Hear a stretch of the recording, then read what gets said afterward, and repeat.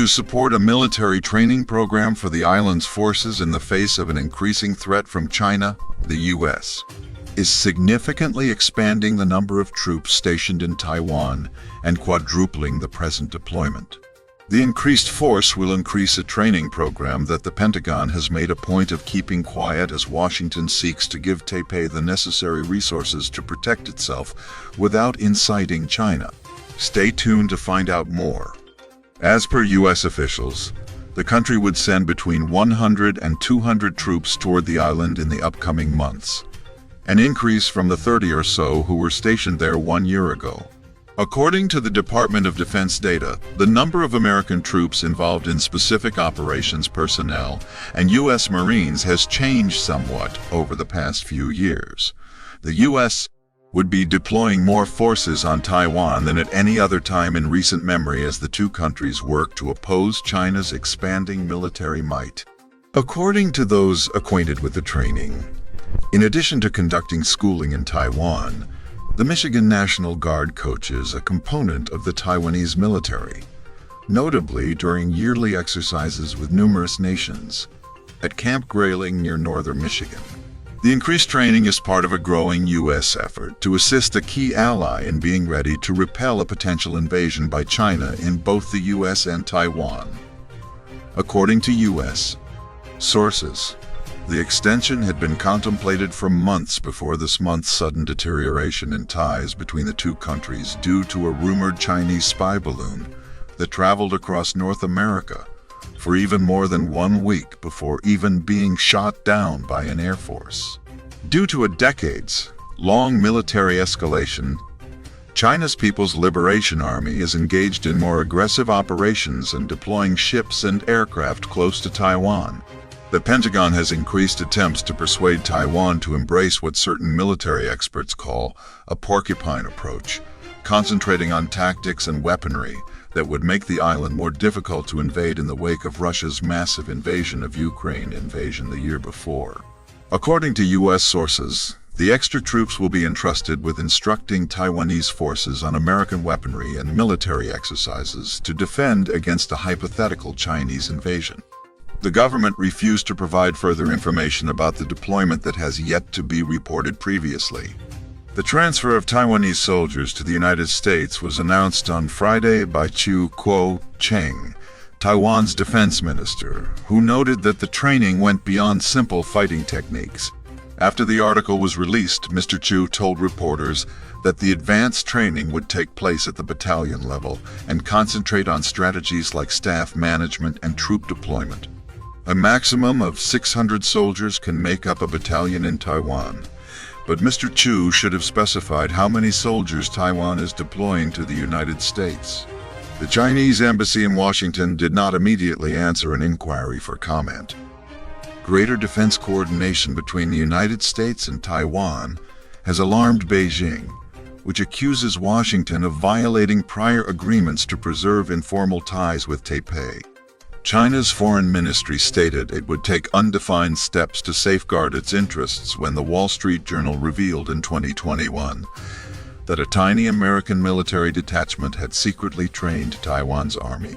According to a U.S. official concerning the training, what is actually offensive to China is one of the harder things to ascertain. At the levels we are currently involved in and are probably going to continue to participate in short, we don't believe we are anywhere close to a turning point for China, but that is a subject that is always being examined and carefully examined at with each decision regarding assistance to Taiwan, the statement continued. Those in charge of American military activities within the Asia-Pacific region, the U.S. Indo-Pacific Corps, did not respond. Both the military and the White House were silent on the extra forces. You are enjoying this video. You want to take advantage of other amazing videos, so hit the subscription button. It's that easy. Thanks for doing that. Let's move on.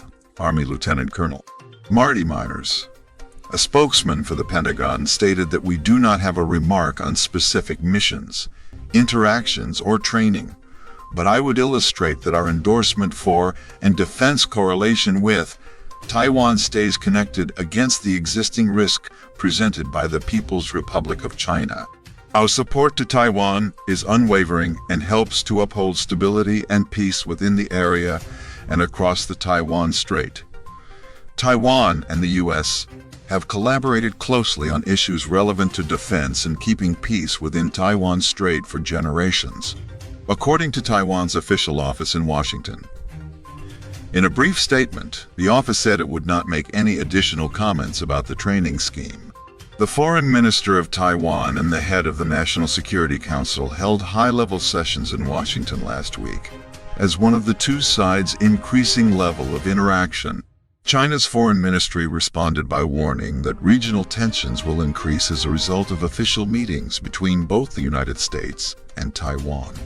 In the history of U.S.-China relationships, Taiwan has been a persistent flashpoint.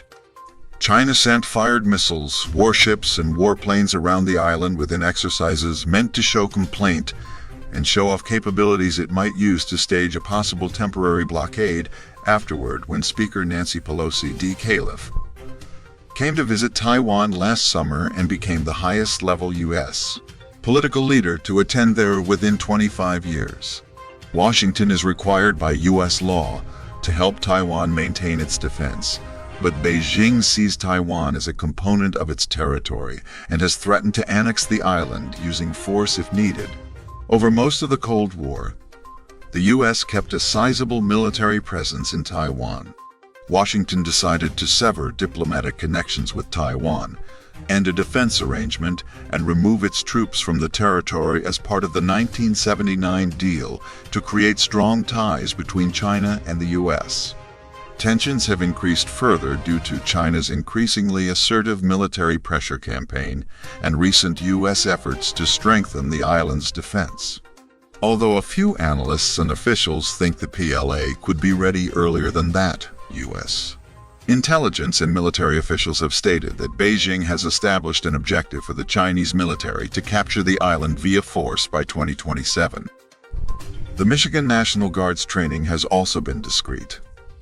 Major General Paul Rogers, the Michigan National Guard commander, told the media last year that the training benefits all parties.